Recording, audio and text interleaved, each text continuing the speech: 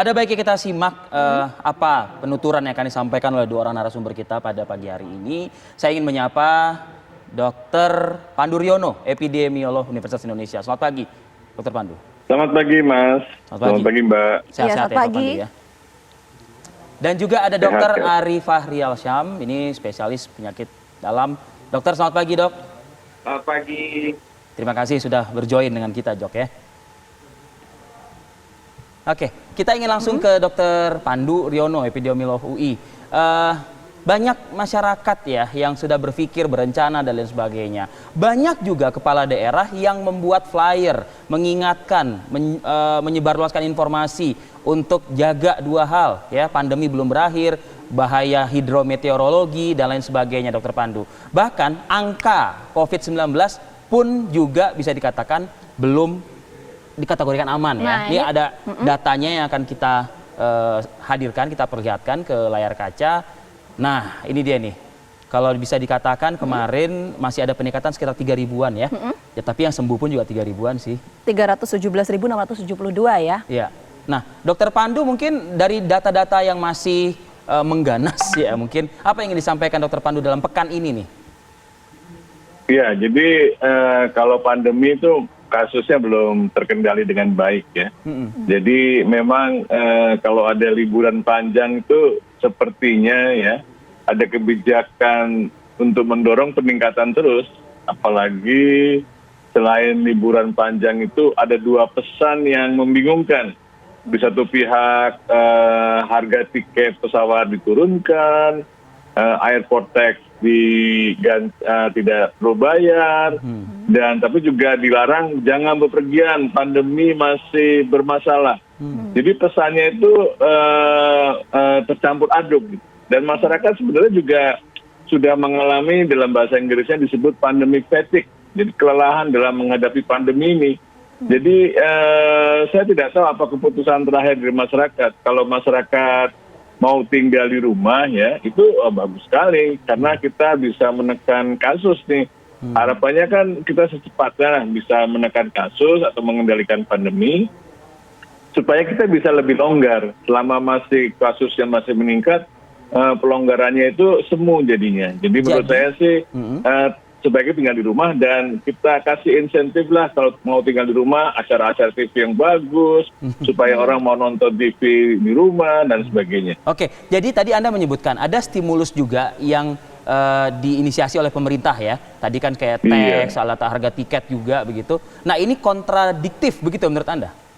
Betul sekali. Jadi ada pesan yang kontradiksi. Satu pesan diiming-imingi dengan harga tiket atau transportasi yang murah, hotel atau biaya-biaya paket-paket wisata yang menarik. Di satu pihak juga ada pesan supaya tinggal di rumah. Tapi dan bagaimana menjawab penjelasan masyarakat, penjelasan pemerintah bahwa kan juga ekonomi juga harus dipulihkan. Nah, gitu lah ibaratnya Pak Pandu. Iya, dipulihkan, memang harus dipulihkan, tapi jangan digas lah. Jadi kan sebenarnya kalau mau ditingkatkan itu benar-benar jamin lah protokol atau implementasi 3M-nya itu benar-benar bisa dilaksanakan. Jadi masyarakat boleh berpergian asalkan mau 3M secara konsisten gitu kan. Dan ini penting. Dan sekarang kan masyarakat tuh sudah secara psikologis tuh sudah lelah dalam 7 bulan lebih itu disuruh tinggal di rumah, dilarang itu, dilarang ini, yang disebut oleh WHO itu sebagai pandemic fatigue, kelelahan karena adanya pandemi ini. Tapi kan jangan membuat kita mudah menyerah. Kita nih kalau mudah menyerah nanti kalah sama virus, karena kita sebenarnya bisa mengalahkan virus. Oke, saya mau ke Dokter Ari. Dokter Ari, sebetulnya faktor apa saja sih yang mempengaruhi peningkatan dari penularan COVID-19? Ya, pertama kan kalau kita bicara soal keinfeksinya seseorang itu 3 hal ya.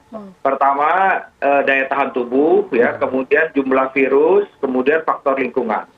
Jadi pertama kita bicara soal faktor daya tahan tubuh. Jadi sekarang kita bicara soal faktor daya tahan tubuh ini, misalnya apakah misalnya dia cukup makanan yang bergizi ya, kemudian juga yang kedua adalah istirahatnya cukup. Kemudian yang ketiga adalah stresnya, gitu ya. Oke, ini bicara soal daya tahan tubuh. Kemudian poin yang kedua adalah jumlah virus. Tadi disebutkan oleh Dr. Pandu bahwa sekarang ini pandemi belum selesai. Kemudian angka konfirmasi positif kita juga masih cukup tinggi. Ya, positif rate kita juga masih belum aman. Ya, artinya bahwa memang jumlah virus itu ada di mana-mana gitu ya. Pasien-pasien yang asimptomatik, orang-orang yang asimptomatik itu masih cukup tinggi ada di tengah masyarakat kita. Karena kan kalau dia sakit pasti dia nggak keluar rumah atau istirahat. Walaupun ada juga yang sakit flu, bahkan juga keluar rumah misal. Kemudian yang ketiga faktor lingkungan. Nah, ini cuaca yang seperti begini terus terang tidak mendukung untuk daya tahan tubuh kita gitu loh. Nah, jadi ini yang memang harus diperhatikan oleh masyarakat ketika ya tadi ini ya Dr. Pandu sudah membahas bahwa di satu sisi ada libur panjang, tapi di satu sisi juga kita mesti stay at home gitu ya. Jadi ini kan tadi sudah sebutkan juga bahwa kita ini sudah pandemic fatigue ya, kelelahan. Nah, ya jadi ini hal-hal yang harus menjadi perhatian masyarakat. Sekarang bagaimana nih? Apakah libur panjang ini kita keluar rumah itu kira-kira apa sih faktornya? Sekarang kita bicara, saya nggak tahu nih apakah memang akan terjadi kemacetan atau tidak. Bicara soal macet, itu faktor kelelahan akan terjadi di situ. Pasti. Kalau kita akhirnya harus bermacet-macet ria di jalanan. Kemudian kita bicara soal istirahat, kalau kita memang memaksa untuk mengurangi kemacetan, kita jalan tengah malam, saya nggak tahu. Saya sih rasanya, ya saya termasuk yang gampang tidur sih di mobil. Tapi sebagian orang tuh tidak mudah untuk tidur di mobil, tidur terlelap. Dan kita tahulah tidur di mobil itu kan juga terbatas. Jadi pasti istirahatnya cukup. Bicara soal stres, ketika kita melihat di sekeliling kita orang nggak pakai masker, stres loh. Kalau kita memang melaksanakan protokol kesehatan. Tapi kalau kita memang cuek, orang cuek nggak masalah. Artinya kalau kita bicara soal stres begini, artinya kita melihat adanya kenyataannya tidak sesuai dengan harapan.